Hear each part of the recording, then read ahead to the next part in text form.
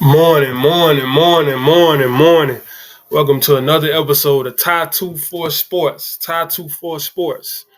This is gonna be the last regular season Sunday of NFL, but we still got a lot of playoffs to go moving forward. So let's enjoy the day. Remember to follow on Instagram, TikTok, and Twitter, Tie 24 Sports. And please donate to the channel $ TY Rebel 22 on Cash App. It's all down at the bottom. Okay, we're gonna start off with NFL. I got the Falcons on minus 2.5. Because they're fighting for their playoff life, though I don't think they'll be able to get it because the Bucs have to lose, which the Bucs are gonna finish strong.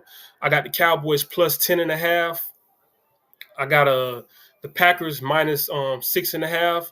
Then I got the Texans, though they're sitting out the starters, probably plus 7.5 against the Titans. And then I have the Colts money line. Also have the Eagles money line with the starters sitting, but Kenny Pickett played pretty well so far. And then I got the Bucs minus 6.5. That's why obviously I don't feel like the Falcons will win. And then I got the Chiefs plus 11. I don't think their backup quarterback is 11 points worse than the Denver Broncos. And then we got the Seahawks over the Rams. That's kind of tentative. I would probably take that off the ticket. You never know, but the Seahawks are definitely going to fight. The Rams are already in. And then we got a Miami money line. A lot of people don't have confidence in Tyler Huntley. I think they would have started Tua if they didn't believe that they can beat that Jets team. And don't be surprised, if the Dolphins pull that one through. And then we got the 49ers. I'm going to take them money line. A lot of people sleeping on them. I don't know why, especially against the Cardinals team that kind of like fizzled away at the end. And then for the big extravaganza, the Sunday night game for the number one seed in the NFC, we got NFC North opponents. The 4-2 Lions, 14-2 Lions against the 14-2 Vikings. I got to go with the Lions. I believe they're the home team, if I'm not mistaken. Winner gets the home field advantage. Loser has to play on the road as a fifth seed, because as you know, division on winners get home games, and the number one seed gets home field advantage throughout the playoffs. So yeah, the Lions are at home, so we're gonna go with the home team. I'm not gonna give them a field goal though. We'll go money line. Now, with my favorite sport around this time of year, when it gets to spring and wintertime, I'm still a big football guy, but you got to go with the college basketball. Okay, I got UConn minus 3.5. I got Purdue minus 1.5. I got Kansas money line, Maryland money line, Washington. I got plus 10.5. I don't think Illinois is going to be able to go in there and just manhandle them. And then I like Memphis money line. So, and also a special shout out. I was talking to my sister yesterday. She's a Florida State Seminole.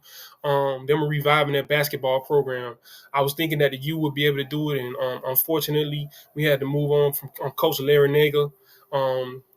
That took us to the tournament a couple years in a row, and also to the Final Four. But for whatever reason, wasn't able to galvanize the troops. So Miami's in the process of redoing their basketball program mid-season. They got an interim coach. They lost by 1 point, 85-86 against Virginia Tech yesterday. But shout out to the Florida State Seminoles taking down the Syracuse Orangemen that now go to 0-3 in conference play, while Florida State is now, I believe, 10-4 on the season. Florida Gators actually lost in a close one to Kentucky, 106-100. Kentucky took that. I'm not really sure about the Alabama game. Let me go back and check. But while I'm on that note, let me go to the NBA. NBA was the NBA today. I'm gonna go with OKC over the Celtics, and then I'm gonna go with Cavaliers money line. I don't like that spread, and I also go money line Lakers going up against, I believe, the Houston Rockets and who the Lakers play.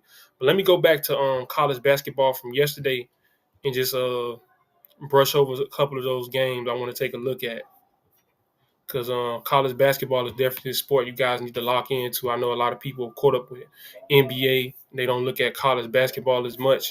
But let's go over to ESPN really quick and take a look at college basketball. So if you take a look to yesterday's games, that's today's games. We had a big one. Number one Tennessee, they blew out Arkansas, number 23 in the country, 76-52. And then Auburn beat a pretty good Missouri team, 84-68. Then we had Baylor in the matchup, number 3 against number 25. Iowa State beat them 74-55, and then my Blue Devils, they beat SMU on the road 89-62. So it was a lot of blowouts, even with this top SEC matchup. Alabama beat Oklahoma 107-79. So we got to work on this defense of college basketball. I don't know, maybe with the transfer portal, guys aren't as smooth and in touch with each other. I don't know what the excuse is, but what a lot of people said about Florida, number 6 in the country, finally losing. They were undefeated coming into the game. They lost to Kentucky 106-100. Is 100 points is good enough to win any game. You have to clamp down on defense. They gave up 54 points in the second half, even though they scored 58. So that's unexcusable. You got to get better on defense, Florida, because that's a program that's been known for defense. Them and Kentucky. Then we had Texas and Texas A&M. Texas on A&M won 80-60. So it was a lot of blowouts. BYU goes down in Houston 86-55. Arizona upset Cincinnati 72-67. So that was actually a game that showed up like it was supposed to. Of course, my Ole Miss Rebels beat Georgia 63-51, and then Gonzaga, as always, blows out a decent Loyola team, Marymount, 96-68, and then Mississippi State wins 85-50 over South Carolina. So they're ranked also. So it seems like SEC basketball is taking a note from SEC football, and they're really shining. So that's pretty much what's going on in the world of sports. For anybody that's trying to see if your team is still in the playoff race, even if they're not, you still know the last week of the season, you still want to catch some NFL. But as far as the playoff picture, they got a graphic on ESPN. This is showing the playoff picture in the NFC and AFC. So you see the teams that have already made it, the Lions, the Eagles, the Rams. Now the Bucs, they have to win, but they're giving them an 84% chance of winning. And then you got the Vikings, they're already in. They're just fighting for that division. Then you got the Commanders and the Packers, they're already in the 6th and the 7th seed, and the Falcons are hoping to get in. Then in the AFC, we already got the Chiefs in, the Bills are in, the Ravens are in. Shout out to the Ravens for that big showing last night.